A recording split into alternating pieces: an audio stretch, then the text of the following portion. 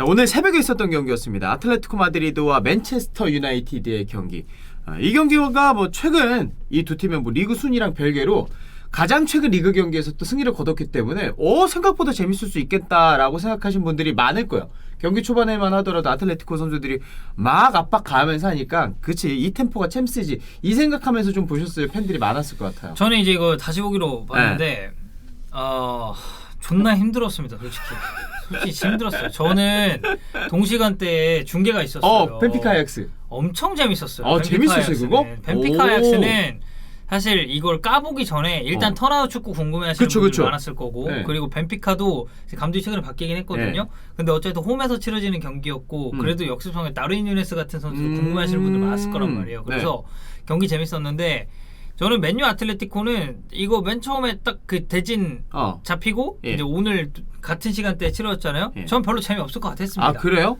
나는 그래도 생각보다 그냥 괜찮았는데. 나는 아틀레티코 최근 흐름이나 올 시즌 전체 흐름이나 맨유도 마찬가지고 해서 이제 경기 끝나고 장재현 의원님이 오늘 이거 하셨잖아요. 네. 그래서 끝나고 이제 잠깐 나와서 얘기할 때 저는 그냥 그 경기 원래 재미없었을 것 같았다라고 했더니 장재현 의원님도 그렇게 막 엄청 막 그 다이나믹한 경기는 아니었다고 하시더라고요. 맞아. 엄청 솔직히 막 수준이 높다 이런 경기는 아니었어요. 근데 저는 벤피카 아약스는 시간이 되게 빨리 갔거든요. 경기 보면서. 그래서 뭐 어쨌든 이 경기를 좀 다시 봤는데 일단 힘들었고 그 아틀레티코가 사실 이 선발 라인업을 꾸리는 데 있어서 좀 그러니까 부족한 부분이 많았죠. 어려웠죠.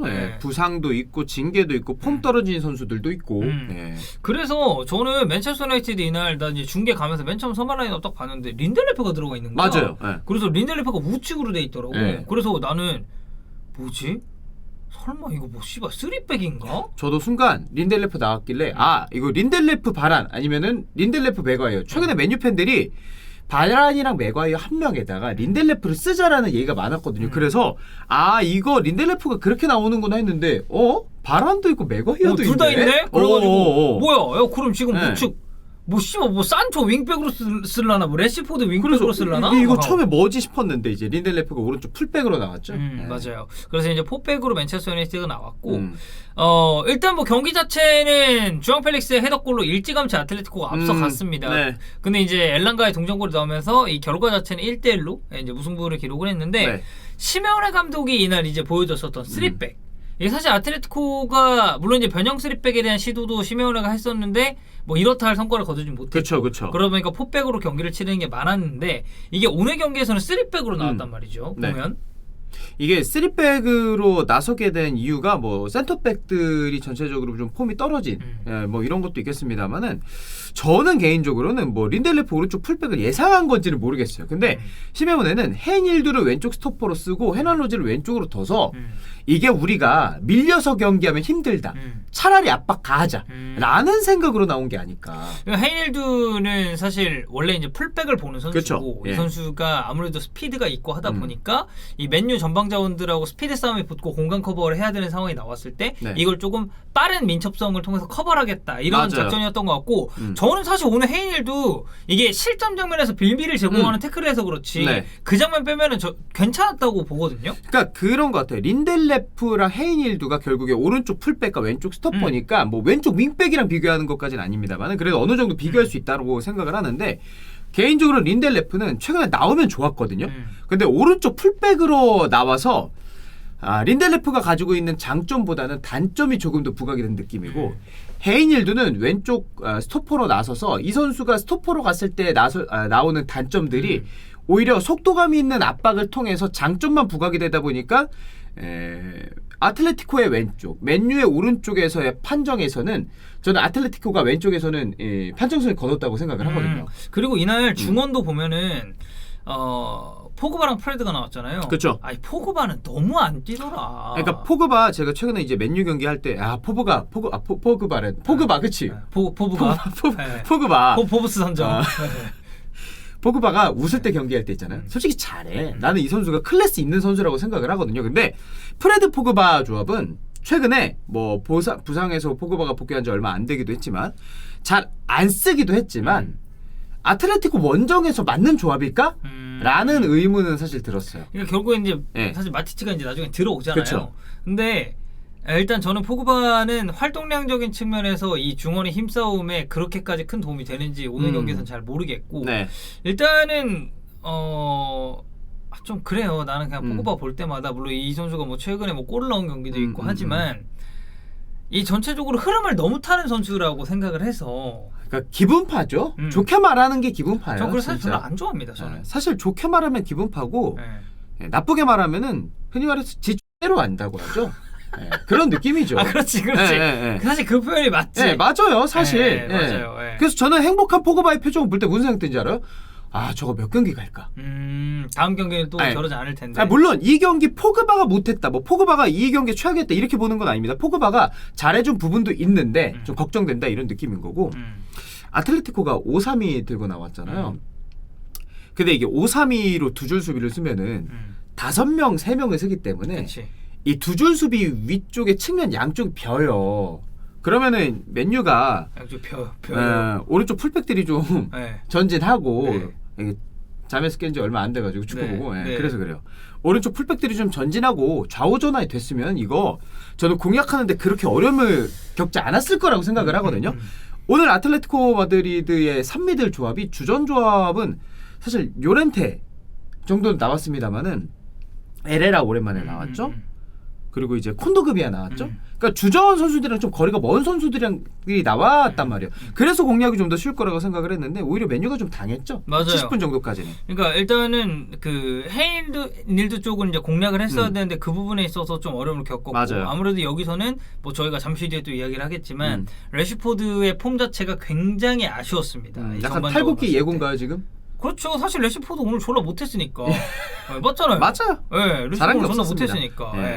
그래서 이 어떻게 보면 아틀레티코가 수비를 함에 있어서는 일단 그 센터백 3명 여기에 좌우 윙백 내려와서 앞쪽에 중앙 미드필더 3명까지 그쵸. 하다 보니까 수비시에 완전히 쭉 내렸을 때는 그냥 8명이 이렇게 거의 산성을 쌓고 있는 그런 진영이었단 말이죠. 맞아요. 그러니까 이제 이런 부분을 사실 맨체스터 유나이티드가 저는 그렇게 효율적으로 공략했다고 보기는 좀 힘들다는 생각이 듭니다. 이게 단순 숫자 계산으로 5백에 3미들 5-3이잖아요. 근데 맨유는 3톱 썼거든요. 풀백 전진시키면은 전방에 5명 세울 수 있고 센터백 2명 남기고 나머지 미드필더 3명이 위쪽으로 전진해주면 3-5가 돼가지고 1대1 상황을 계속해서 만들어줄 수 있거든요. 그러니까 전반전이 아틀레티코 페이스였잖아요. 근데 완전 그렇죠. 여기서 가장 중요한 포인트 중에 하나는 양팀 뛴거리. 그거 보는데 5km인가 차이 나더만 보니까. 이거 전반전에 양팀 뛴거리가 5km 차이 나는 건 진짜 엄청나게 차이 나는 거예요. 차이 많이 나는 진짜로. 거죠. 네.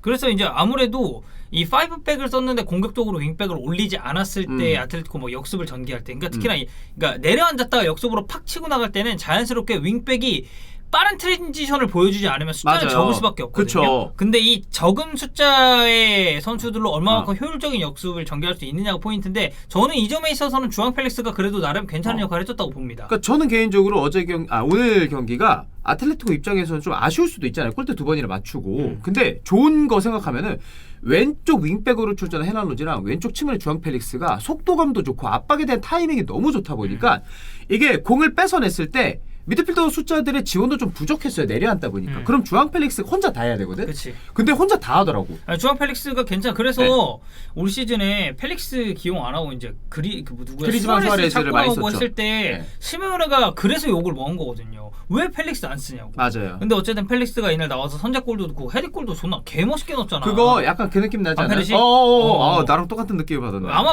다 비슷하게 생각하셨을걸요? 크로스가 너무 좋았어요. 크로스 진짜 좋았고.